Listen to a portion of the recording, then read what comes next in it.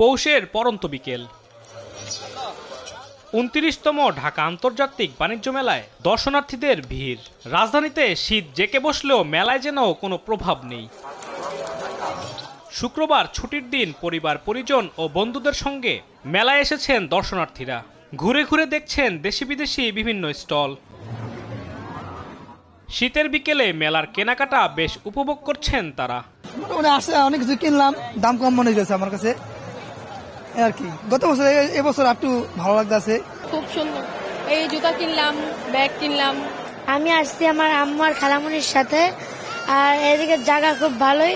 চলাফেরা করতে কেনাকাটা করার জন্য আমাদের অনেক সুবিধা হয়েছে আর কি, যে সবকিছু আমরা দেখে দেখে তারপরে আমরা কেনাকাটা করেছি।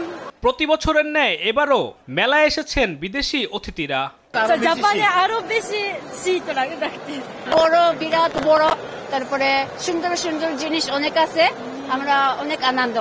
কি বলে আগারগাঁও মেলা করতাম আগে, তারপরে এখানে প্রথম যখন নতুন হলো, প্রথম আমি এখানে আসলাম, তখন সবাই কাশ্মীরের বই খেয়েছিল। বিক্রেতারা বলছেন গত কয়েকদিনের তুলনায় বিক্রি বেড়েছে কয়েক গুণ।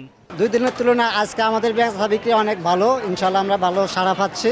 এবছর ৩২৭টি স্টলে বাংলাদেশ ছাড়াও 7টি বিভিন্ন দেশের মোট 11টি প্রতিষ্ঠান অংশ নিয়েছে ঢাকা আন্তর্জাতিক বাণিজ্য মেলায়। আলিমুজ্জামান সাফওয়ান, দেশ টিভি, ঢাকা।